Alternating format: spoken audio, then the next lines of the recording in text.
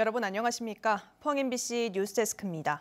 새해 첫 해는 오전 7시 26분 독도에서 가장 먼저 볼 수 있을 전망입니다. 한국천문연구원에 따르면 2023년 첫 일출은 독도에서 가장 먼저 볼 수 있고, 이어 오전 7시 31분 울산 간절곶, 7시 32분 포항 호미곶에서도 볼 수 있습니다. 일출은 해 윗부분이 지평선이나 수평선에 나타나기 시작할 때를 의미하고, 일출 시간은 해발고도 0m를 기준으로 계산한 것으로 고도가 높을수록 일출 시각이 빨라져 해발고도 100m에서 실제 일출 시각은 발표 시각보다 2분가량 빨라집니다. 100억 원 가까운 원전 지원금을 집행한 경주 월성원전 인근 마을에서 이장 선거를 둘러싼 갈등을 최근 보도해 드렸는데요. 선거를 일주일 앞두고 마을 자체 선관위가 현 이장을 제외한 나머지 후보자 3명을 일방적으로 사퇴시켜 또다시 파문이 일고 있습니다. 탈락한 후보들은 현 이장과 관련된 원전 지원금 집행 내역을 투명하게 공개해야 한다고 주장하고 있습니다. 배현정 기자가 보도합니다. 경주시 양남면 나아리 주민들이 이장 선거가 파행적으로 치러지고 있다며 경주시가 바로 잡아달라고 호소했습니다. 차기 이장 후보에서 사퇴하라! 사퇴하라! 사퇴하라! 사퇴하라! 이장 선출을 위한 마을 선거관리위원회가 지난 12일 이 후보자 4명 가운데 현 이장을 제외한 3명의 후보를 사퇴시켰기 때문입니다. 탈락한 3명의 후보들은 현 이장이 주도한 원전 지원금 사업 집행 내역을 공개하는 마을 총회를 선거 전에 개최하라고 요구해왔습니다. 해수로 3년인데 결산 총회를 안 했어요. 그럼 코로나 지금 끝났으니까 결산 총회부터 하고 그다음 주민들 알고 그다음부터 우리 선거관리위원회에서 이장 후보를 뽑아야 좋겠다는 그런 의견을 3분이나 회의할 때마다 제시했는데 66억 원이나 되는 원전 지원금을 어떻게 사용하고 정산했는지 확인하지 않은 상태에서는 공정한 선거를 치를 수 없다는 입장입니다. 또 빚을 27억이나까지 내가지고 이런 부분에서 다 명백히 밝혀야 되는데 그런 거 밝히다 보니까 일방적으로 이장을 다시 또 하겠다, 총회도 하지 않고 하겠다 이런 식으로 하는 것 같아요. 마을 선관위 측은 현 이장을 제외한 3명의 후보가 기호 추첨에 응하지 않아 사퇴시켰다고 밝혔습니다. 경주시는 임명권은 면장에게 있다며 소극적인 태도로 일관하고 있습니다. 경주시 양남면 나아리에서는 오는 19일 현 이장이 단독 출마한 가운데 이장 선거를 치를 예정인데 탈락한 후보들이 선거 결과에 승복하지 않을 경우 큰 파장이 예상됩니다.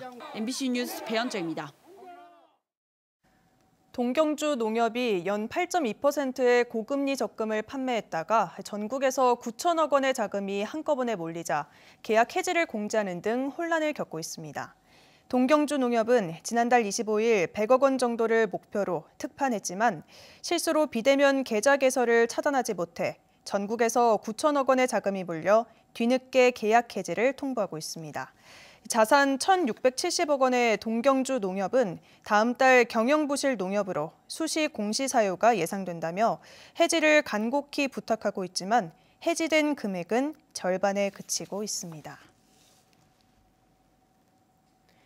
6.25 전쟁에 희생된 학도병을 찾는 노력이 지금도 이어지고 있습니다. 경주에선 70여 년 만에 학도병 1명의 신원이 확인돼 추념비에 새겨졌는데요. 학도병들의 행적을 직접 둘러보는 학생 체험 프로그램도 이어졌습니다. 임재국 기자입니다.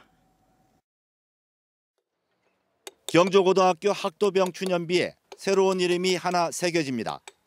학도병으로 참전한 고 김세환 일병이 72년 만에 모교에 돌아온 것입니다. 해마다 애타게 찾고 또 찾다가 신원을 확인한 가족은 눈시울을 적십니다. 감격했어요. 찾았잖아요. 자기 영혼이 왔잖아요. 영혼이 무주구천으로 떠돌아다니다가 이제나마 그 학교 모교 교정에다가 자기 혼을 내리으니까. 고 김세환 일병은 1950년 당시 중학생으로 안강 곤제봉 전투에 참전해 치열한 공방전 끝에 고지를 사수합니다. 전쟁의 반환점이 된 인천 상륙작전에 참여한 뒤 그해 10월 5일 전사한 것으로 국방부 기록을 통해 확인됐습니다. 경주고에서 학도병으로 참전한 학생은 320명, 아직도 돌아오지 못한 학도병이 139명에 이릅니다. 경북도 교육청이 마련한 우리는 학도병 특별 체험 프로그램. 경북 지역 고등학생 5명이 72년 전 학도병들의 행적을 따라가 봅니다. 안동과 포항 전투 현장을 직접 보고 안강 곤제봉 격전지와 상륙작전이 감행됐던 영덕 장사까지 둘러봅니다.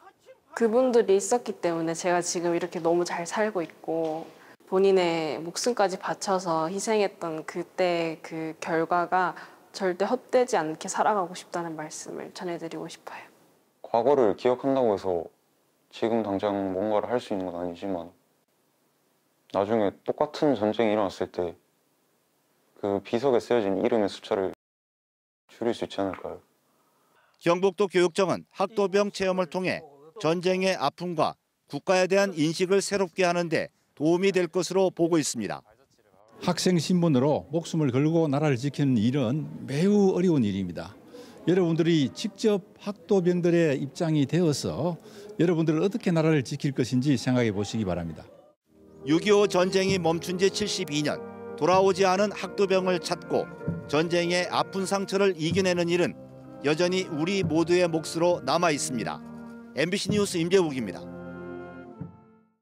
학도병들의 나라 사랑을 조명한 포항 MBC 특집 다큐 1950-2022 우리는 학도병이 잠시 후 8시 50분부터 방송됩니다.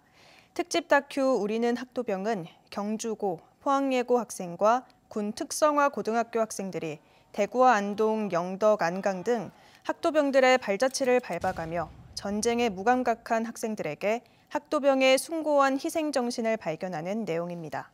이 프로그램을 통해 경주고등학교 출신의 학도병 320명 가운데 고 김세환 일병의 신원을 확인하기도 했습니다.